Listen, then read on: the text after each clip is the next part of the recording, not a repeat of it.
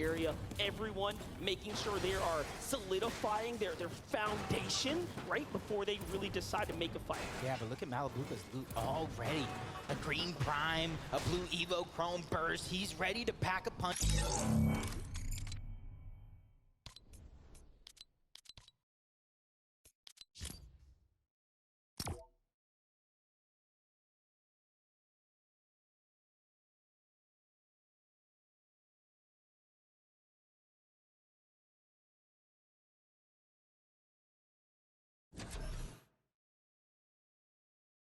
That's being used. You can see the balloons, and of course, you can see the slipstreams as well, and you can see them getting to this less congested side of zone. Nobody's there. What's going on? They have a free rotation, but of course, this comes with some problems, right? We saw them struggling with Surge in that previous game. It didn't quite work out the way that they were expecting. They weren't able to find as many players as they could, so the benefits for them are, of course, they're on the less congested side of zone. They don't see anyone, but that also has implications. You don't get the damage done, and you can see that in the last game. They were struggling for tags. Of course, we saw King and Ed doing the exact same thing, but they were able to find as many eliminations and as many tags as they possibly could, which kept them afloat. Unfortunately for Commandment and Avery, though, it didn't quite work out. I've got so many questions to ask, and who better to ask them themselves? Kelly, over to you. Thank you so much, Mini Miner. Joining me right now, I have Commandment and Avery. And Avery, I gotta ask you, man, how do you feel about game number one? Surge was pretty rough. We had to run through Hauler's shield pretty early, so we died on half zone. But we still managed to get 8 points for first game, just testing the grounds. Well, good luck in that next game, guys. I'm sure you're going to be doing a lot better. I'm going to be joining over here Acorn and Edgy, guys. That second place finish, what was going through your mind once you had that solo run? I mean, honestly, it was all Acorn. Like, I didn't even do anything, to be honest. He's just the best player in the world. Yeah, man, what was going through your mind? I knew I had chromes, and I was like, I'm 100% going to get top 2 here. No, I was confident, and it went my way. I love it. Congratulations, guys. You have a great start to the competition. Let's head on back to the desk.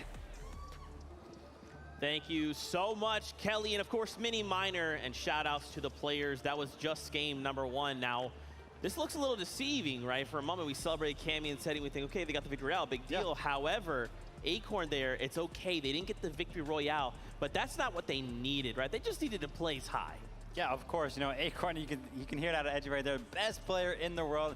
Love that confidence coming out of the teammate. But again, you know, one of those solo clutches that we kind of saw was from Cool and Yuman. I think it was Cool specifically getting into that endgame, securing that third place position. And we could saw at one point in time, he was like in that 1v2 situation in that box fight, and he comes out on top and just transitions that all the way towards that third place position. You don't become FNCS champions without having this kind of a collective measure when it comes to your mental discipline inside these block fights. And not to mention the fact that they also had 7 elims to boot to close this one out. So not only are they placing high, but they're also making sure to capitalize on those elims as well. And it is everything when you're able to try and establish these early leads, because this is a very competitive lobby. And I think, if anything, game one is only amped me up even more to see what these players are going to do.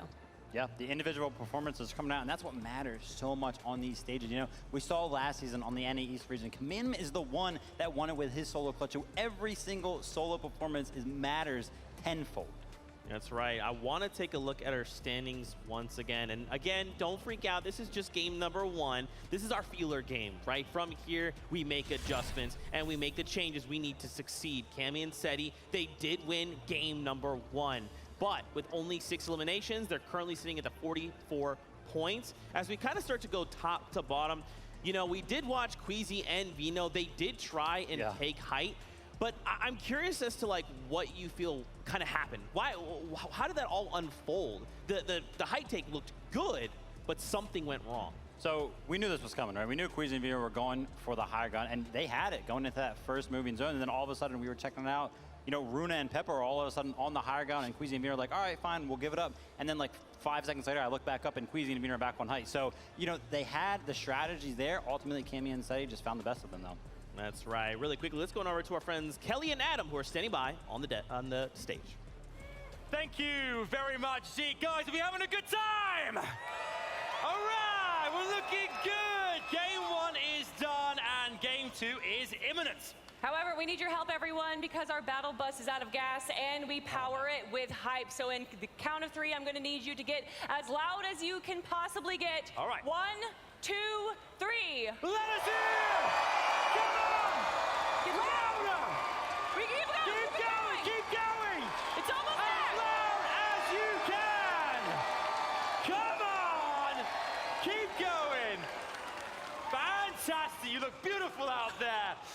time for game number 2.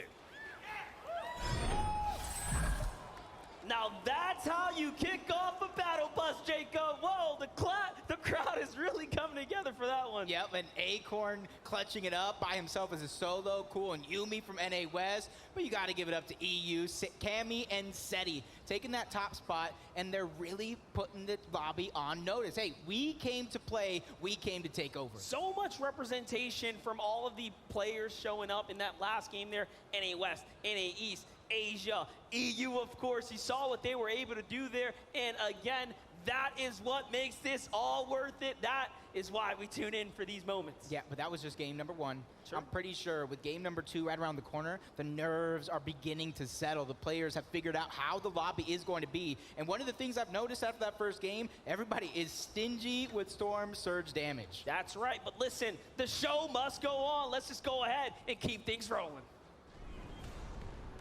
Thank you guys so much. We're trying to get our players back on that battle bus so we can start game number 2. Now that we have a moment here to just breathe, the biggest thing I think on a lot of these players' mind, as you even saw some of them talk about in their interviews, Storm Surge. This is something that a lot of these players, they try to overcome, and now they have to double adapt. Not just adapt to their own meta and the way they're used to playing Storm Surge, but how other duos ahead of them, next to them, behind them, may be doing the same thing. Every single time in Fortnite that we have like a set lobby over the course of X amount of games, game 1 is always the most stacked. And we saw it right there. It was like the flip of a coin. All of a sudden, the lobby, the amount of players left alive just crashed instantly because so many of them needed to fight for it. But one thing that I did see in that early game right there, a lot of balloons are being used. A lot of the players poisoning themselves all the way up there in the sky, then using those hammer assault rifles primarily to get tags in the early game. And then anybody that wasn't really doing that, unfortunately, just had to force a fight later on in the game. Like, for example, we saw Epic Whale and Reek go down because of one of those fights. Look, it might have been Cammy and Seti that actually closed out the lobby, but it was Muzz and Looter who got the action going for us because we did see a decent amount of hesitation. It's kind of expected, I think. Game number 1 here at the FNCS Invitational, nobody wants to be the first one out, but unfortunately, for Smite and Larson, that was the case because Looter and Muzz actually winning out the immediate trade, and this is one of the POIs that we touched on at the start because we knew that Grim Gables is going to be popping. We knew that Muzz and Looter have the experience to tango with the other regions. You want to know something? This is what I love because, you know, we're talking about how some of these all-spawn situations are going to go down. And, you know, I was talking with some of the other analysts, and Taco included, and Muzz and Looter was like, you know, I think this might actually, you know, play into their favor being contested all spawn because, you know, Looter himself said NA East has been way harder than OCE. He thinks there's a lot more talent over here. And then Storm Surge was one of the things that he was most worried about. So the fact that they ended up being contested, and that game is a great example. They get that early damage done, those early eliminations, and they're set for the rest of the game. They don't even have to worry about their biggest worry coming into the Invitational. Another duo that had a tough time getting going, Mr. Savage. It took a fight that maybe didn't quite go the way it was anticipating. Let's take a look at some of the replays and kind of talk about what we're seeing.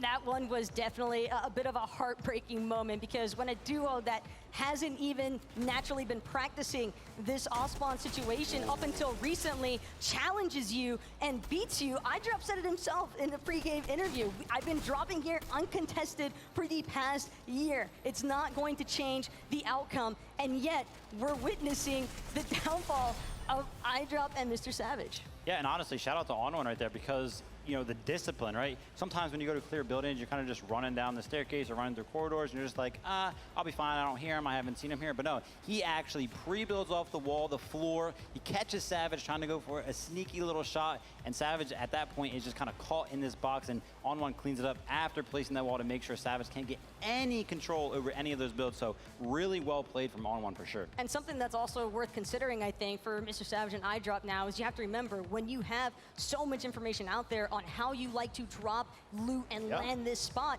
like what we've witnessed from this duo, I think that that is pertinent information because I would be very surprised if On1 and Vodka haven't been utilizing a lot of VOD review to their favor leading into this. Yeah, I mean, iDrop himself said he's been laying here for 12 months, so there is a lot out there on it. Yeah. Now the question is, do we get the repeat of this again? Will we watch this happen again? Do we think they're going to change something up? Do they feel now like they have no choice? They have to try to take this fight.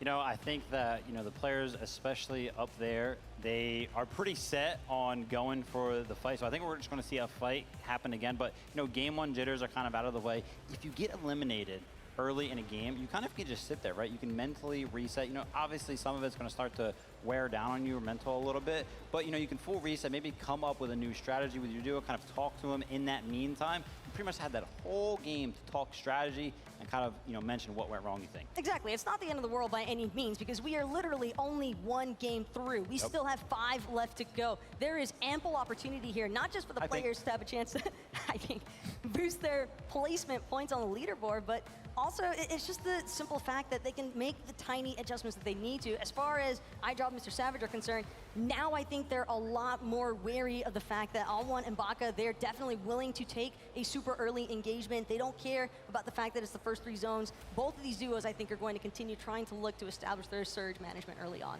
And I love the terminology used right there, more aware, right? Because, you know, again, On1 just recently decided to land here like 2 days ago. So it's like, whoa, for Mr. Savage and Nightlight. We had no idea. There's no information because this duo hasn't really landed here before. But now, game one, the information is starting to reveal itself. On1 is obviously, you know, leaking some of those things just naturally as he plays through the games. And we know that Savage and Nightlight are very well experienced. So they should be able to turn that into something positive.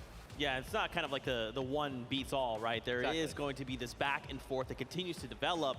And it's kind of what we talked about like at the beginning of the show is that adaptability factor. How many duos could just say, okay, this went wrong, let's go ahead and change these things so that doesn't happen again, right? Fortnite is primarily a game of what you would call RNG, right? You landed a POI, what's there? Where are the chests? Where's the guns? Where's the builds? And for these duos, they're trying to limit as much of that as possible, right? They want to find that spot. Hey, I know there's a gun here every time. I know if I hit this building as I open this door, pick up this thing, I'll have 10 builds. That's a wall I can use to defend myself if I'm jumped, right? So I'm excited to see how in game 2, a lot of these duos look to say, what do we got to do differently? Well, for Beppo and Runa, I was actually very happy to see that they were the ones that initially started off at that Lustrous Lagoon. And again, that was an uncontested draw spot for them. You're talking about loot, you're talking about resources, Zeke, and there is ample of it at Lustrous Lagoon. A lot of these players have even been talking about the fact that it's kind of crazy that they have gone this entire time leading up to the event without anyone wanting to establish an immediate contest at that POI. So I like the fact that they were able to hang in that top 10 leaderboard as well, really representing their region, I think, excellently there, because the fact is there was a lot of traffic coming their way due to the way that the zones ended up pulling towards that north side. So the fact that they were able to not only stay in that surge management position despite being uncontested, but they also just made do with what they were given there.